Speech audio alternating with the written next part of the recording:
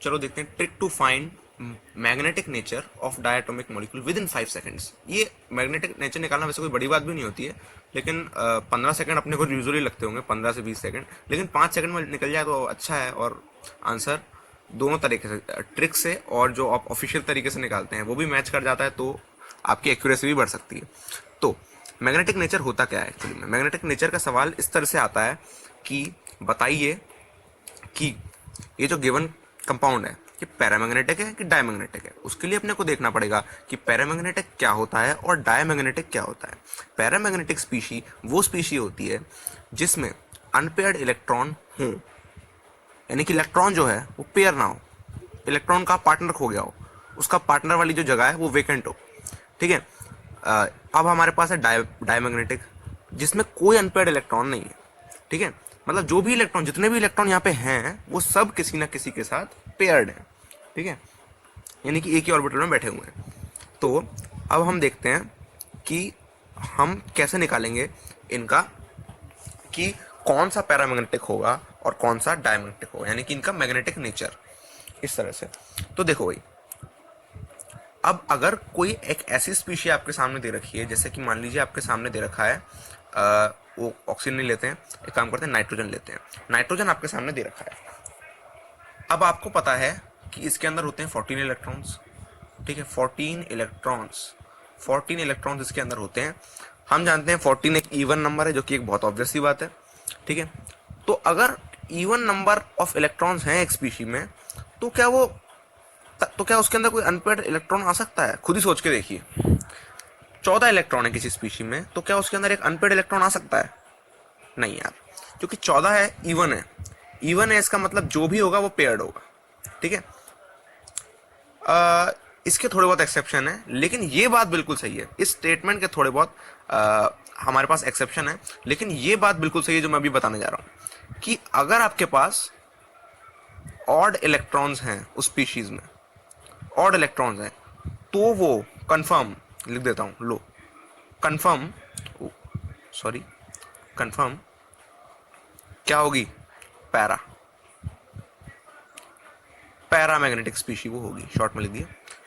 Odd electron मतलब confirm para, कुछ सोचना ही नहीं है इसके बाद। एक बार ऑड इलेक्ट्रॉन निकाल लिया, अब तो कुछ सोचना ही नहीं बचा। ठीक है, तो ये स्टेटमेंट आपकी हमेशा सही रहेगी कि ऑड इलेक्ट्रॉन है आपके पास टोटल। जैसे मान लीजिए मैं एग्जांपल लेता हूं किसका, O2 पे प्लस का। यहाँ साफ साफ अपने को दिख रहा है O2 में 16 इलेक्ट्रॉन होते हैं। एक इलेक्ट्रॉन चला गया, यानी पॉजिटिव चार्ज आ गया, इसका मतलब एक इलेक्ट्रॉन चला गया। इसका मतलब अब इसके पास कितने इलेक्ट्रॉन है? 15 इलेक्ट्रॉन है। 15 सीधा ऑड नंबर सीधा आंसर पैरामैग्नेटिक है ये, लो।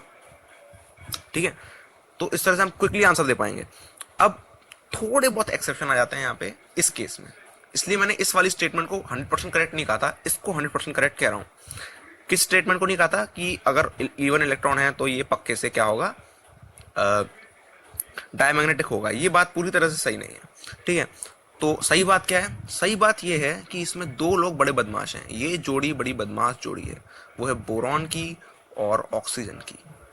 अगर अपन B2 बनाए, B2 सोचने में अजीब लगता है, लेकिन B2 बनाए और O2 बनाए, ठीक है, तो B2 का जो बॉन्ड ऑर्डर आता है वो हमको पता है 1 आता है, O2 का 2 होता है। लेकिन अब आप देखोगे इनके अंदर जो इलेक्ट्रॉन होते हैं वो 10 होते हैं और 16 होते हैं। ठीक है, तो बेसिकली बोरॉन और ऑक्सीजन का दोष नहीं है, दोष है 10 और 16 का, क्योंकि इलेक्ट्रॉन्स ही होते हैं जो मैग्नेटिक नेचर बताते हैं, जो बॉन्ड ऑर्डर बताते हैं, वो इलेक्ट्रॉन्स ही होते हैं। ठीक है, तो आप यहाँ पे देखें कि 10 इलेक्ट्रॉन अगर हैं तो ये अपनी बात से पलट जाएगा। ठीक है, 10 इलेक्ट्रॉन अगर हैं या 16 इलेक्ट्रॉन अगर हैं तो ये डायमैग्नेटिक नहीं रहेगा, जैसा कि अपन सोचते हैं कि इवन होने पर डायमैग्नेटिक हो जाएगा। 10 और 16 पे नहीं होगा। इसका मतलब हम ये समझ गए कि अगर जैसे ही हमारे सामने आ गए ऑड इलेक्ट्रॉन्स, तो अपन तुरंत क्या कर देंगे? उसको पैरा बोल देंगे, उसको हम पैरा बोल देंगे। ठीक है, जैसे ही हमारे पास इवन इलेक्ट्रॉन आ गए तो अपन चेक करेंगे, अगर वो 10 या 16 हुए तो अपन साफ साफ कह देंगे कि नहीं भैया ये भी पैरा हैं, दिख रहे हैं डायमैग्नेटिक ये दोनों, लेकिन है ये पैरा। ठीक है, इन दोनों को हमेशा याद रखना। 10 और 16 इलेक्ट्रॉन्स अगर किसी भी स्पीशी में है तो पैरामैग्नेटिक होगी, ना कि डायमैग्नेटिक, जैसा कि वो दिख रही है। इसके अलावा कुछ भी हो, 8 हो, 2 हो, 4 हो, 14 हो, 18 हो, कुछ भी हो, वो सब डायमैग्नेटिक होती हैं। ठीक है, यानी कि उनके अंदर कोई डायमैग्नेटिक, यानी कि उनके अंदर कोई भी अनपेयर्ड इलेक्ट्रॉन नहीं होता, नो अनपेयर्ड इलेक्ट्रॉन। ठीक है, तो इससे अपन इसका मैग्नेटिक नेचर इतनी आसानी से बता सकते हैं। हमेशा ध्यान किसको रखेंगे कि 10 और 16 ना हो जाए। ठीक है, तो दोबारा से रिवाइज करते हैं। क्या ऑड इलेक्ट्रॉन है, पक्का से पैरा। इवन है और 10 और 16 है, अगर 10 या 16 तो पैरा, नहीं तो इवन है और 10 और 16 नहीं है तो डाया। ठीक है, सिर्फ इतना ध्यान रख लें अगर हम कि पैरा कब होता है, तो ये तो हम आसानी से बता ही पाएंगे कि डाया कब होगा, मतलब डायमैग्नेटिक और पैरामैग्नेटिक, है ना।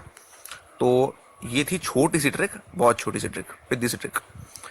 तो thank you and bye bye. Please इस वीडियो को लाइक ज़रूर कर देना अगर पसंद आए तो। ठीक है, सब्सक्राइब का बटन पास में ही होता है लाइक के, उसको भी दबा देना अगर लाइक कर रहे हो तो, और दबा चुके तो कोई बात नहीं, लेकिन अगर घंटी नहीं बजाई तो फिर क्या किया, घंटी तो बजा ही देना यार, सब्सक्राइब बटन यानी कि नोटिफिकेशन बटन। तो मिलते हैं फिर अगले वीडियो में, बाय बाय।